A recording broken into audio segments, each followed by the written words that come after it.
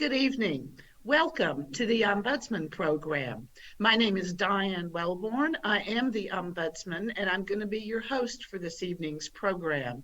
I'm very excited to bring to you this evening's topic because it is one of great interest, I think, to many of our viewers here on this program, and certainly in places all across our country.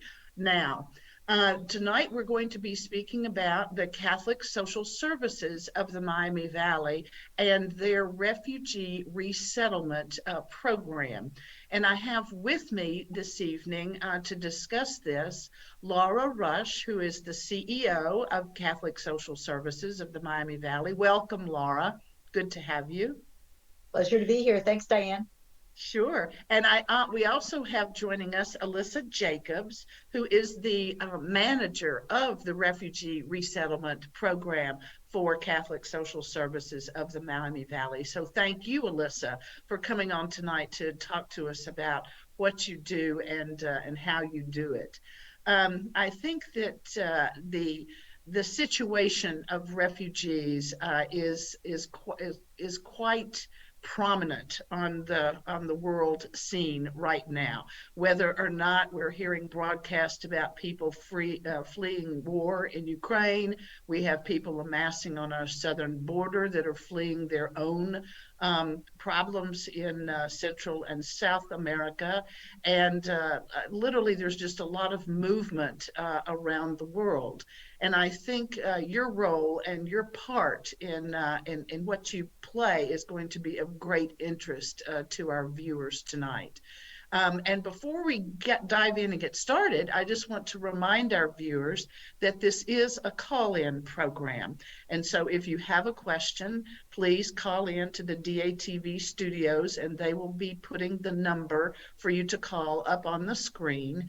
And because we are doing this program by Zoom, what that means is that I will receive your questions in the chat. You will not be live and on air, but you can get through to us in any regard. So I want to just start by asking you, Laura, to just kind of describe your organization's mission and a little bit briefly about your history, because you have a long one. But for those who might not be familiar with you, tell our viewers a little bit about what you do overall. Thank you. Catholic Social Services has been serving our community, providing professional and volunteer-based social services for our region since 1921. So over 100 years, we have been serving our community. We are a member organization of the Archdiocese of Cincinnati. We're not a faith-forming element of the Archdiocese like a school or a Catholic church would be, or a family. We're a service organization, and so our focus is on serving people who are in need, of all faiths, of all backgrounds, anyone who needs our assistance. Our work is to serve up, to support and to provide services that, what we'd like to say is we demonstrate our values, our Catholic values of charity and of love and support for our neighbors through our actions, not our spoken word. Very nice. So, thank you. Go ahead. Sure. Our organization is interesting and diverse in terms of the people that we serve. We have professional, again, and volunteer-based social services in 10 counties, Greater Dayton and northern rural communities we serve out of our Sydney office. So 10 counties. We have 8 different areas of work, and I can share them briefly. And tonight we'll be focusing on the Refugee Resettlement program, which is an important mission commitment of our organization. But in addition to the refugee resettlement work, we have services focused on poverty alleviation, pregnancy and parenting services, professional counseling, services for older adults, supervised visitation, mobility management, and again, refugee resettlement. We have 110 staff members, 350 volunteers, so that's more than 3 volunteers for every 1 staff person. We couldn't provide the services, the extent of the services that we provide without the capacity building that our volunteers bring to us. their energy, their commitment, their kindness, and their love for their neighbors. And each year we serve about 20,000 people in our region. It's kind of interesting, the origin of the Catholic Charities Network. There are 167 Catholic Charities local affiliate organizations. There are 7 in Ohio. We are organized by region. So Catholic Charities or Catholic Social Services here in the Dayton region is responsible again for Greater Dayton and the regions, the rural communities to the north. But the origin of the Catholic Charities Network itself, over 125 years ago, was to provide support to the immigrant populations that were coming at the time. But then it was immigrants from Ireland and Italy and Germany. And so here we are still serving migrant communities, but in new ways over 100 years later. One of the things that we really love about our organization is that we are able to evolve and to change over time, over 100 years, to grow and to contract services based on what the community needs are and the resources that are available. That's all wonderful, Laura. Thank you so much for that great overview. The your organization must be one of the longest serving organizations in the Miami Valley, with over 100 years and going strong. And a wide range of services as well. But we will focus in tonight on the refugee resettlement, and maybe we'll have you back later. We can talk about one of the others, but we'll focus on that for this evening. You touched on it briefly, but is there anything else that you might like to add about the framework? I'm sorry, about the social teaching of the Catholic Church that has an impact on your role in this process? Really, the gospel calls us to love and to serve our neighbor. There are 7 established principles of Catholic social teaching. 3 of them, I mean, they all really connect to our organization, but 3 of them in particular are beautifully well connected and provide a framework for understanding our commitment to the refugee resettlement program. First, there is the call to family, community, and participation. You know, we see the refugees as a cultural and an economic asset, a strength of our community, and inviting and building our community through our refugee resettlement program is a great blessing for us to have an opportunity to provide that service. Second, the principle of Catholic social teaching that I would say is directly connected is the option for the poor and the vulnerable. I mean, we'll get into the experiences that would cause a person to flee and pursue the special legal designated status of a refugee, and why a person would need to run to a neighboring country or to seek refuge, from the kinds of really terrible human experiences that happen. You mentioned earlier, Diane, about millions and millions of people. I looked it up online just for current numbers today. The United Nations High Commissioner for Refugees says that there are almost 90,000 people who have been displaced worldwide. 27.1 million would classify as refugees, and approximately half of that 27.1 million are under the age of 18, which is especially painful to think about children, being fleeing and being in these circumstances. And finally, the third principle of Catholic social teaching that I would highlight is the life and dignity of the human person. We believe strongly that each person deserves the right to live in peace and in safety, and create a new life in safety and in freedom here in the United States or any other country where they are have that opportunity to arrive to. So, that's really the framework of our organization, is our rootedness in Catholic social teaching, our call to serve and to provide services on behalf of the church and our community and our supporters. And I think that it's an interesting framework. As a Catholic organization, we do serve all people. Thank you. Thank you. I appreciate hearing about all of that and the impact that it has on the work that you do today. Maybe you could, you touched on the UNHCR, United Nations High Commissioner for Refugees, but maybe you could let our viewers know the larger framework, actually nationally and internationally, in which your program is operating, because they're actually probably more layers than many of us appreciate. Thank you. It's such a great question because there's just been so much that we've seen on TV in the past few years with the war in Afghanistan, the evacuation, the war in Ukraine. I think it's really highlighted and elevated an understanding of the plight of people who, no fault of their own, have needed to flee from circumstances of war, that their families often are separated along the way, that they've run to neighboring countries, they've fled violence, genocide, ethnic persecution, religious intolerance, hatred. That many people who have fled have been in refugee camps for many years, just existing on just a very minimal amount of basic needs provided to them, just in terms of food and shelter, just in waiting. And so the opportunity to recognize what's happened, the desire to provide a path to peace and safety here in the United States, is again a great privilege for our organization. And we've been providing these services in the refugee program for over 60 years, many populations.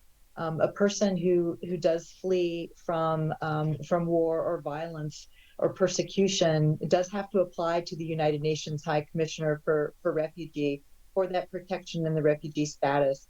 And there are many steps before a person would even get to the United States, including extensive vetting, highest level of security checks of any category for a traveler to the United States.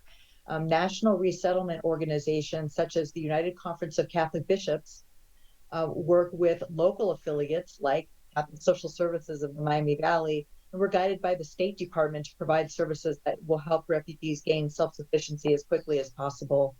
The United Nations and the United States State Department provide a special protected status, and the U.S. permits them to be here from a special visa that includes authorization to legally hold a job here. They're expected to get green cards within a year and apply for citizenship after 5 years. So it is a special legal status. Our partners are the U.S. Conference of Bishops, Catholic Bishops, and the State Department that help guide us in our work. Alyssa will share with you the many community partners that are allies, strong allies with our organization, with the people that we serve. True resettlement takes many years. Our work in refugee resettlement is fairly short term, and it's really the start of the brand new life. It's not the completion of it. Right. Oh, thank you very much. It is a challenging process even to hear about that, and imagining the people going through it. We have a caller, and our caller's question is to ask you all, for either one of you, Alyssa or Laura, are refugees coming now from Russia? Are we seeing an increase in people fleeing that country to avoid draft by the Russian military? We are seeing an increase in Ukrainian clients coming through. There is a program called United for Ukraine. So there are folks going through that program in which they have a sponsor here in the United States. They come here and they are eligible for certain services. Of course, they are refugees, but they aren't coming through the traditional pipeline that some refugees perhaps in the Middle East or Africa are coming through. So it looks a little bit different for them. We are seeing some Russians come through, but because they don't have the status, the designated refugee status or humanitarian parolee status is what the Ukrainians are given. We're not able to work with them here at our agency, but there are supports in the community that recognize their needs. There's routes they can take, paths they can take. One is to seek asylum here in the United States, and that's pretty much where they need to start. Okay. Why don't you highlight for me and for the viewers too what some of the background experiences have been with the people that are coming to Dayton and some of the things that they have endured prior to arriving here. I'm sure when each family arrives, you have something of a story, maybe not a very complete one, but some information is going to come with us, with them. So please tell us about that. You know, each family's story is unique. We I'm have sure. singles who come, we have families who come, and I think it's important to mention that when people are fleeing the circumstances that you know we've talked about, war and persecution and violence, that they, if possible, if fleeing to a neighboring country, you know, their first choice would be to go home if they can safely. A second choice would be to stay nearby where they would have a similar culture, possibly common language, easier access to loved ones who are still in the region. And resettlement is often a third option. And the decision to apply for refugee status and become, you know, really changes a person's life. Many of the people that we serve have what we call a family tie, and that means that there's a family member already here or a loved one that can provide that extra level of support to complement the work of Catholic social services and community partners. If there's someone already here to assist with that initial housing and language and just support and you know, to wrap around a big hug when someone comes after a long journey, that's a real asset. So I would just say that every person's circumstances are different. Again, we have seen on TV about the experiences of the Ukrainians and the Afghans, but we've also resettled from the Democratic Republic of Congo. That's a primary population for us. We've resettled from Rwanda, from Eritrea, from Ethiopia, from Colombia, and each country has those unique, really painful experiences, and each person who comes has strength and assets as well, and positive things to share and build their life back upon.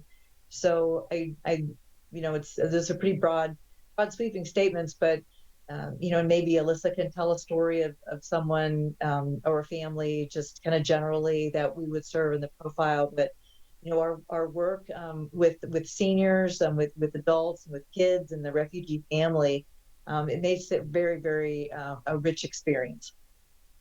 Right. Please go ahead, Alyssa. Yeah, so right now, all of our clients coming have a U.S. tie or a family tie here in Dayton. So it's a really interesting and wonderful experience to watch the family reunification. Dayton does have a really large Congolese population, and we are able to help fill out paperwork to help loved ones come here. So when they are going through the refugee resettlement process and it is their turn to come to the country, they can be attached to their family member that's already here in Dayton. So we've seen people who have been here and reuniting with wives and children, and it really is such an amazing experience to watch that. I'm certain that it is.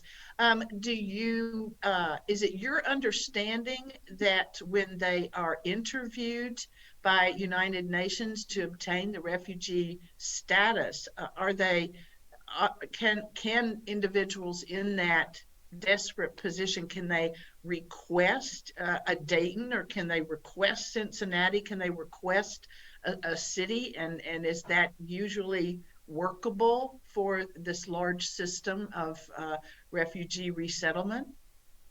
At times it is. So if somebody, we want to keep families together. So if there is a family here in Dayton or in Cincinnati or Cleveland, the first option would be to send that person to that city. If there's not capacity within the city, they might go to a neighboring city. But once people are here in the United States, they're free to move wherever they would like. So we see a lot of what's called out migration or secondary migration, where they've been resettled initially in one city, and then they have family or friends in another city, so they might out migrate to that city to be closer with their family ties. Okay. And do a lot of the people that are doing a secondary migration, or do you all see a lot of those, or do they really just go directly to their family? How does that work? We do see a lot of it in Dayton, again, because we have a large Congolese population. In Dayton, it really is a welcoming city. We have a lot of job opportunities. It's relatively affordable. So I think that's a big draw for people. So we do see a lot of people coming here because they know people, they know there's opportunities, and this is where they choose to kind of start the next chapter. Okay, very good. I want to actually ask you all, both of you, to help us understand the difference between refugees and immigrants. So, what are the similarities? What are the differences in those terms? They seem to be thrown around a lot, and it's hard to know whether they're being used correctly. Well, a refugee is a really special category of an immigrant or a migrant. So that protected special legal status, and then that having been a victim of persecution or war or violence, provides that extra, I guess, status that brings additional resources, brings a formal pipeline to come to our country or many other countries that are involved with refugee resettlement work as well. So it's really, I would say, and Alyssa, add on here, a refugee is a special category based on specific circumstances of a more general immigrant or migrant. Correct. They come and Okay. they have, because of their refugee status, they're able to work right away. They have certain legal protections that perhaps an immigrant might not have. Okay, all right. That's good to know. And the refugees, the people that achieve that status, and the status of refugee is given to them through the interview process, and it is assigned to them, or they're awarded, whatever the right word is, that status by some part of the State Department. Is that correct?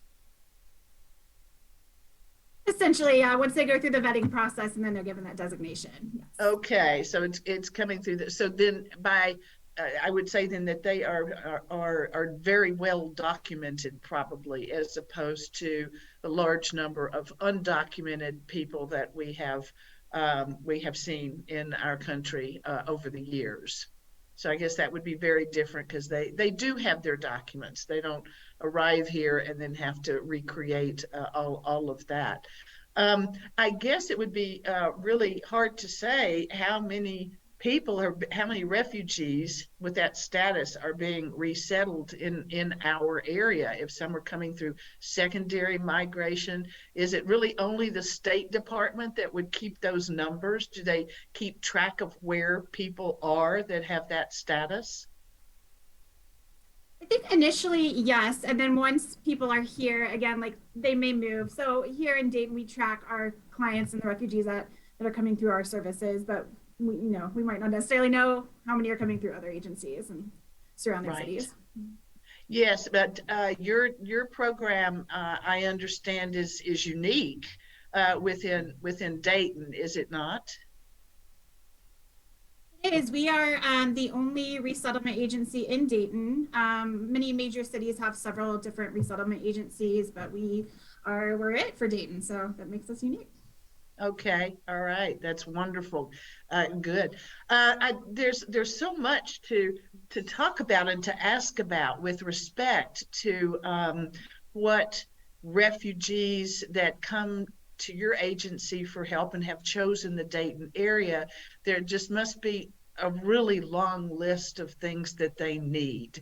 It's hard for me to even imagine, what all they're going to need. So why don't we talk about some of them? I mean, first of all, people have to have a place to stay. And if they don't have a family member that's going to take them in, maybe you could say a little bit about your agency's role with respect to housing. Sure.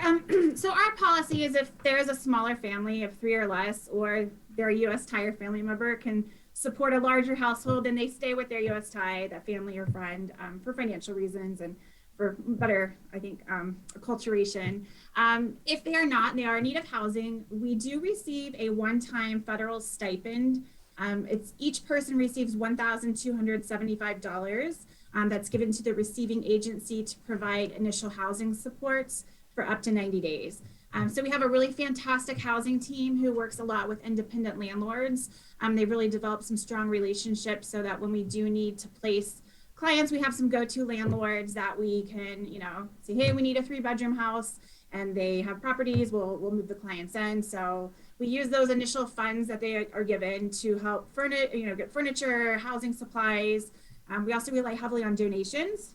So we have wonderful relationships with parishes, just individual donors. We are always collecting hygiene products, toiletries, cleaning supplies, you name it, whatever you would need to set up a house. So that's where we are on that. Well, it must be a big job for somebody in particular to maintain relationships with the landlords to help so that when someone comes and needs housing, that you can fairly quickly move into getting that provided. And of course, I would imagine that people arrive here with very little except what would have been the most important things to them, that their special treasures or their special documents, because you can't travel around with suitcases full of stuff when you're coming from a refugee camp. So providing the furnishings and all of the things that we need to live in a house must be a challenge in its own right. Yeah, and it's Are right. you, They do come with very little, so they're starting from scratch once they get here. and then also, I would love to hear from you a little bit more about how you all help give refugees an orientation to what it is like to live here. What are our norms and our expectations, and the way we choose to wait in line rather than some other way of getting to the checkout counter or whatever. So it'd be interesting to learn how do you all help people adjust to those types of differences. Yeah, so refugees actually receive some cultural orientation prior to coming to the United States. So they're given some classes and courses to kind of familiarize themselves. But of course, in those classes, they don't know where they're necessarily going. So they can't really talk about Ohio's weather, for example, or specifics of where they'll be. It's just kind of generic. So once they're here in Dayton, we have a staff member who does a twice weekly cultural orientation class with them. There are 15 topics that we cover, everything from financing and budgeting to sending your children to school, how to be a good neighbor, employment, accessing the systems in the community. So it's really detailed and in-depth. When they're done with those trainings, after those sessions, I think we do them in like 5 sessions. We do give them an assessment to make sure that they're understanding what we're trying to get across, because there is so much, it's so nuanced. We also provide bus orientations to make sure they know how to get around the community. We assist with initial appointments and just making sure they know where the library is, the bank, the grocery store. We also rely upon their family members and friends that are here to assist with that as well. But it really is kind of a learning process throughout the duration that we work with them. There's always new things coming up. So it's just an ongoing learning process, but we hit hard with some of those 15 important topics to make sure they kind of have a better understanding of what to expect. Oh, that's wonderful that you can provide that and that you can do it in those sessions. That's fantastic. You mentioned banking, which of course is so important and now so very much online everywhere. But do refugees typically come with very many assets financially? No, it's very rare. I'd say more often than not, they don't have anything, and then they're dependent upon that federal stipend that they get to kind of sustain them for the first few months that they're here. Okay. And are they eligible because of their special refugee status? Are they eligible for supports like SNAP or food stamps? Yes, they are eligible for SNAP, food stamps, and cash assistance. We do have 2 different employment programs. So if they're in one of the employment programs, they are not able to access cash assistance. But if they are in the second one, then they can access that. So they are eligible for all of those. Wonderful. So we do have another caller to the program who asked exactly on that topic about whether or not you help individuals finding employment for refugees entering here. So it sounds like you do. We do. So yeah, we have two employment programs. One is called Match Grant. It's a federally funded, it's like a fast-paced employment program. And the goal is to get them here, get them through the initial services and get them employed so that we want them to be self-sufficient within the first 8 months of arrival. The secondary program is called RSS, and that allows for a little bit more time for clients to acclimate. That also opens up the door for maybe more specialized vocational training or things that's not so rushed, so they have a little bit more time. So we do have a ton of relationships with employers in the community. Generally, the refugees are incredibly hard workers. People are usually very happy with their work history or their work performance. We consistently having calls from people in the community who would like to employ our refugees. So there's really no shortage of jobs, which is it's a great thing to. It's a good place to be. I'm really glad to hear that. I'm glad to hear that. That's wonderful. Are there certain categories of jobs that that the refugees in our community tend to try to choose, or is it just all types of work? Yeah, I think a lot. So for those immediate needing, that's a survival type jobs, they typically end up in manufacturing, packaging, and environmental services. So we have, again, really great relationship with some employers in the community. APS, we have a lot of people at Sugar Creek, some people at Molly, so some of those industries.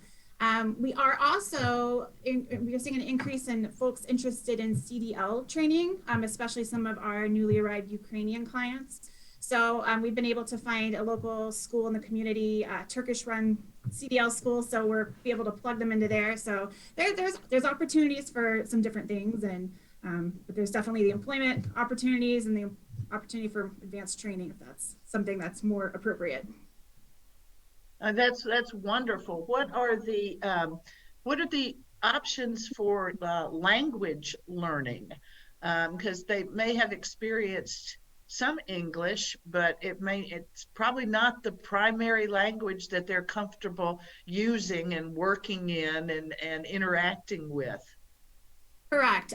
So all of our adults are enrolled in English language training through MVCTC. They have multiple locations throughout Dayton. Most of ours attend the downtown location at St. John's, but within 10 days of arrival, we're getting them enrolled in those English classes and get that started. Oh, that's great. So that's another one of your many partnerships is with the language language teachers for that. It's good you don't have to take all of that in. And of course, I'm sure that refugees come with their own unique, their families have their own unique health needs and concerns. And so how are some of those addressed, please? Yes, so prior to coming to the United States, refugees do go through a pretty intensive health screening. We receive some basic information on clients. So if there is a health need, we are aware of that, and we can coordinate with our community partners to make sure that they are plugged into the system prior to arrival. But once they get in the United States, here in Dayton, they go through 2 health screenings at Montgomery County Public Health Department. Once those are finished, they are referred over to Five Rivers Health Clinic, and most of our clients are plugged in there for their family physician and ongoing health care, which through them they can also access women's health care, vision, dental. So that's kind of the route for health. And then if there are a need for referrals, we help coordinate that and get them the specialized care that they might need. That is fantastic. That's great that can work so smoothly, because I can imagine in another era that might have been a challenge to, when many doctors are not taking as many patients as that maybe they once did. So it's good that we have those supportive services there. Let's turn and talk a little bit about the children that are coming with refugee families. And while the parents are all occupied with getting employment and becoming self-sufficient and making sure they keep that roof over their heads, what's going on with the children? So we do provide kind of wraparound services to the entire family. So once a client gets here, within 5 days, we're meeting with them and doing an intake. At the intake, we're talking about each family member's goals and what barriers they might exist to reach those goals and how we can help them overcome those barriers. So with kids, the best source of assimilation, acclimation, of course, is school. So any school-age children we help enroll into school. Dayton Public now has the new international school, which has been fabulous. So the kids can go through K through 12. When they're newly arrived to America, it's kind of their hub, kind of get them acclimated to schooling in the US. If there are younger children, we can assist with daycare enrollment, preschool enrollment. So there is, making sure there's care for everybody. We work with Hannah's Treasure Chest to make sure the kids have clothing and toys. So it's a really fabulous organization that provides a lot of well-needed material support for those clients as well. Yes, toys are very important, and as important as school is. So, what is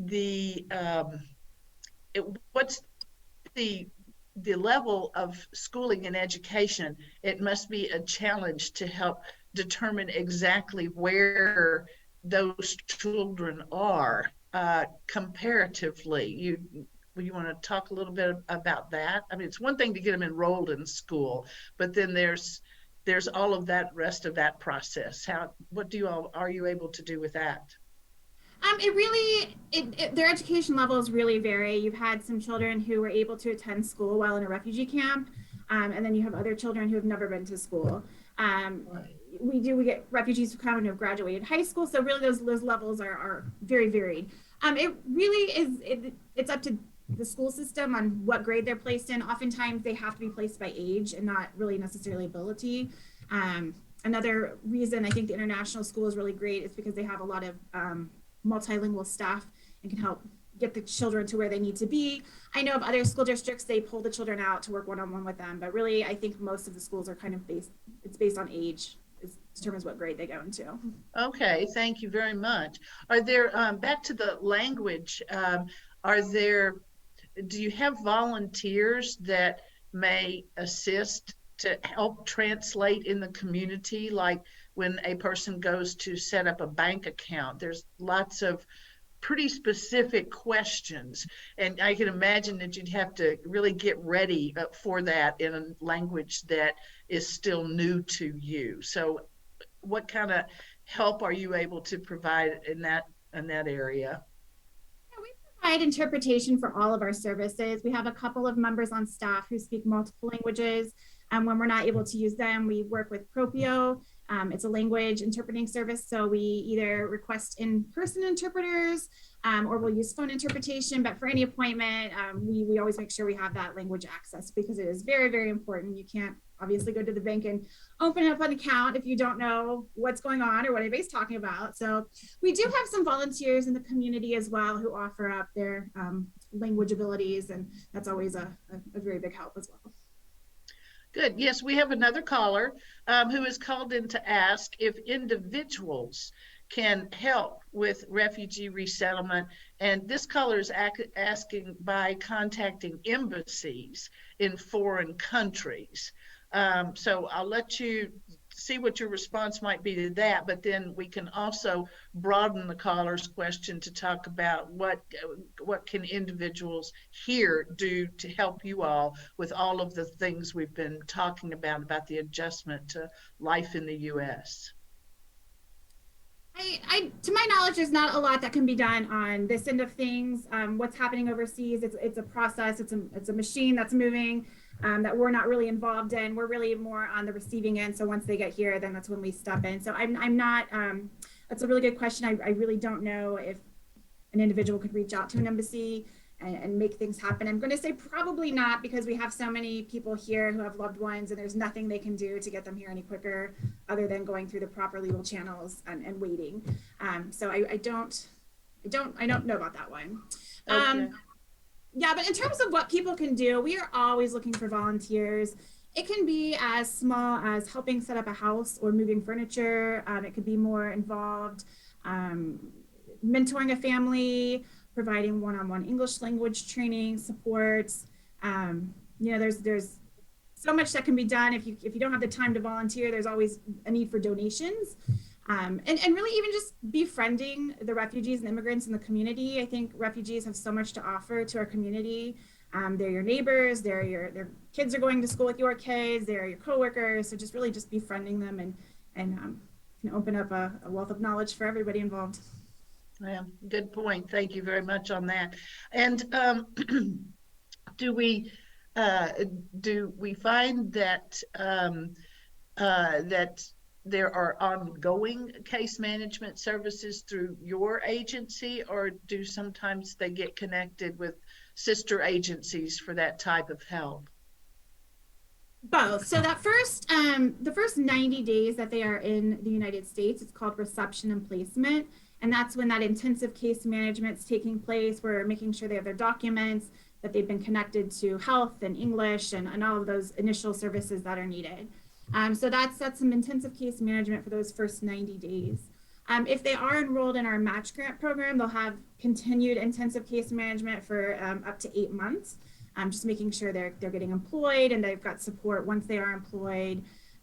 If they are involved in the RSS program, we can work with people for up to 8 years, or sorry, up to 5 years after arrival. But that tends to be more employment-based case management, so it's not might not be getting into the nitty-gritty and the intensive type case management that's needed. But there are some really amazing grassroots organizations in the community that have developed from a need that we couldn't fill some of those gaps in services. So we're able to refer clients to some of those partners as needed. Okay, thank you very much. Is there a point in time when, after the 90 days or whatever the time frame is, that it's determined that the services can be provided? Is there any kind of graduation, for lack of a better word? Is there a celebration, or like, you're here, you've gone through everything that we have to offer, you've achieved, you've ticked off all these boxes? Is there anything of that nature? Unfortunately, it's not that exciting, but I really like that idea, and I think that would be something worth exploring. It's a little bit more of sitting down and saying, hey, you've reached your goals, and come back if you need more assistance. But I really do like the idea of like a graduation or a celebration. Well, I think you all have enough to do, actually. I think you're busy enough without probably setting up that. What are there several top items that you would say are most needed for the refugee resettlement process that you all would like to see or have to assist you in that work? Again, I would say volunteers. People's time is invaluable. In terms of material items, we're always needing hygiene products, so ethnic hair care, soap, toiletries, razors, shaving cream. We're always need for bedding, pillows, kitchen supplies. It's something we tend to run low on pretty quickly. And so I would say those are probably some of our top needs. Do you accept those types of donations right there at any of your offices, or should a donor call in first, or how should that work? Yeah, if somebody has something they'd like to donate, you can call our agency, and you can tell them it's for refugee resettlement. You'll be put through to us, and then we have one of our staff members can give a call back and see if it's something that we're able to use, and if so, we can set up a time to collect that. Good. And how many staff do you have working in the resettlement program?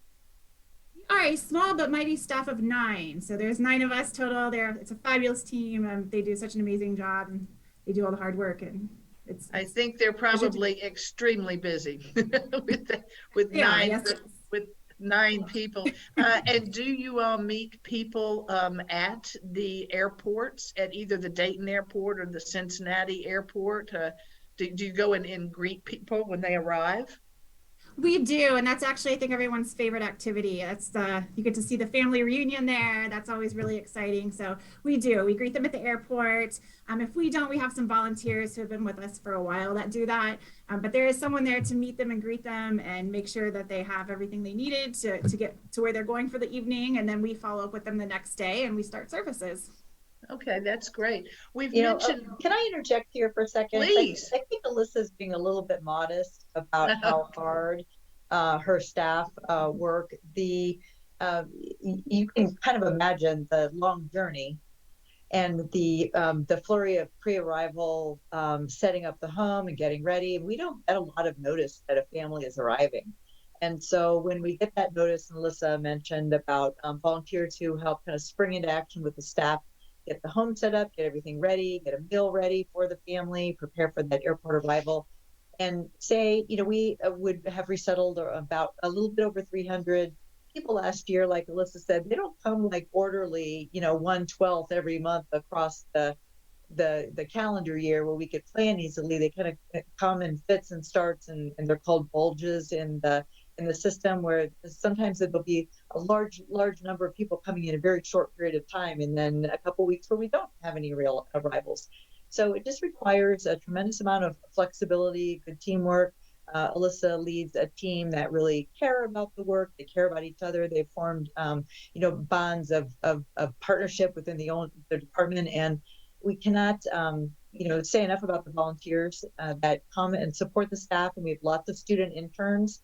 It's a tremendous opportunity for a college student who's interested in any type of service, really, criminal justice, international studies, social work, sociology, healthcare, education. I mean, any college student could get a good experience and an experience rooted in diversity and inclusion by coming and volunteering with our organization. So I just, great thanks to Alyssa and her team, because it is a really unique program with very unique needs, and they, work very, very hard together with lots of partners and supporters and the volunteers that I mentioned to get the arrival off on a very solid first step, and then start that process for that resettlement. Again, takes many, many years and many, many partners working together over a long period of time.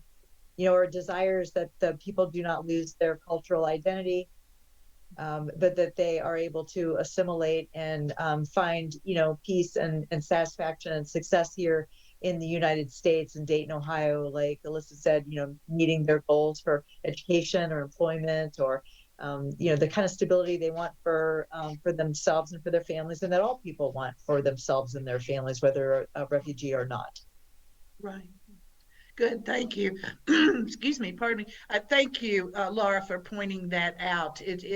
I recognize, as you say, the bulges in the system mean that you all have to be ready to turn on a dime. You've got to be ready to give that family what they need, and with often very short notice. Yes, and Right. so it's wonderful that you all can pull that together and use the volunteers to help out with that.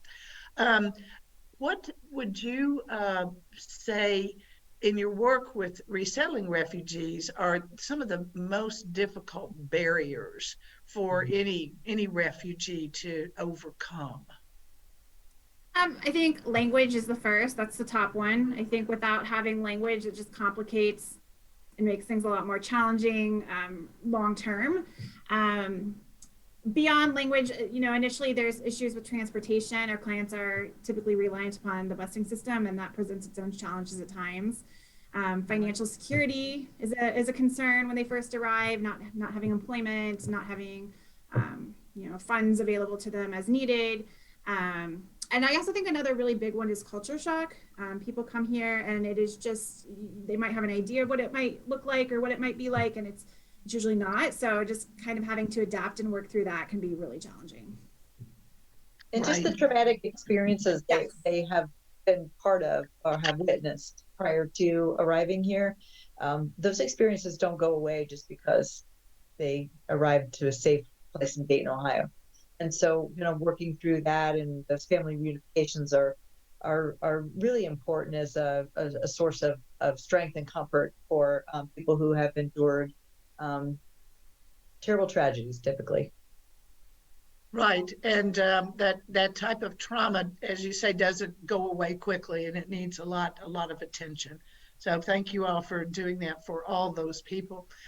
What do you all think excuse me, can be done to improve the process for refugees beyond your agency? I'm not sure what suggestions you might have for our community as a whole, or the process beginning with the State Department, but I'm sure you all encounter, either through the stories that are told by those you're resettling or directly as you are working to help these people, some of the barriers that you think we as a community can try to remove to help people and make it easier for them.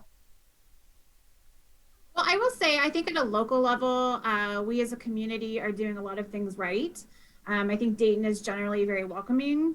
There are several organizations that have been created and exist solely to work with refugees and immigrants, kind of, again, filling in those gaps where maybe we can't support them. There are a lot of organizations in the community that are now making it a point to make sure that that refugees and immigrants have language access. And I think that is so huge. So I think the more people that can provide language access, whether that's through like translated materials in multiple languages, or having some type of interpretation available, that's huge. I think that's huge. I think at a more macro level, resettlement is such a fast process, and it feels unrealistic at times to expect somebody to have 90 days to have it figured out and have their life together and get a job and move on. So I think if there was a way to kind of maybe slow it down a little bit, I think that would be really beneficial for people, give them more time to acclimate to their new communities, give them more time to learn English, and not feel so rushed through the systems, kind of getting them in and out. Or do you have any other thoughts on that one? No, I think a longer resettlement period would benefit everyone. So I think that's well placed there. And just going back to language, we talk about what we could do. That was the first barrier I think that you mentioned, Alyssa. We have great language partners in our community. Alyssa mentioned Miami Valley CTC for classes. There's Bruner Literacy Center. That's one-on-one tutoring for adults. They have ESL programs. A person who's interested in volunteering, they're always needing volunteers at Bruner Literacy Center. Dayton Metro Library is a tremendous partner around literacy. And then Alyssa mentioned, Welcome Dayton as an initiative that's not just for refugees, but for all people to feel welcome in our community. There's just so many ways to get involved and to help out. Even just being a friend, kind of, as Alyssa said, just being a conversation partner in the neighborhood, practicing, talking together, just being friends. Yes, and very important, that conversation part, because yes, we learn a foreign language through the books and through the exercises, but it's in the daily usage that it becomes all familiar for us with that. We don't have a whole lot of time left here, so I just wanted to first ask Alyssa, is there anything that you wish that I had asked you about that you'd like to say now? I can't think about it. I'm glad I got the opportunity to speak a little about some of our community partners. It really does take a community to resettle a refugee. It's one person, one agency cannot do it. So it really, it's really great to be able to work with so many wonderful organizations. I think Dayton's a really great community to welcome our refugees, and I'm very happy to be here and proud to be a part of refugee resettlement. So I think we're trending in positive ways. That's wonderful to hear you all get so much support. But as we said earlier, you all are really the designated refugee resettlement organization. And so I'm glad that people are lending a hand where their expertise overlaps. But thank you all for what you do. And Laura, what would you like to help us close up this interesting program with? Just that we celebrate this work. It's challenging, it's inspiring, it's heartbreaking, it's just a wonderful part of the mission of our organization. And I think I said it earlier, but we really feel that the refugees are a cultural and an economic asset. They start small businesses, they join the workforce, they're involved in our communities, open up community centers, and kids are in school. And bring their assets of their community so that we can all share in that. And so I think it's a wonderful opportunity that you provided tonight. Thank you so much for the chance to highlight it, because it is a complicated and somewhat misunderstood program in our community that just has so many levels of detail. Happy to answer questions and just shed some light on this really important work that we intend to continue at Catholic Social Services. Well, thank you very much, and we wish you all the best in the good work you're doing. And before we go off the air, why don't you announce your telephone number for any viewers this evening that might want to contact you and follow up? Is that for me? It's 937-223-7217. And our website, there's lots of information available on the website, ways to volunteer, ways to support the program, lots of basic information too, to share with friends or family or interested persons. It's www.cssmb.org, like Catholic Social Services of the Miami Valley, cssmb.org.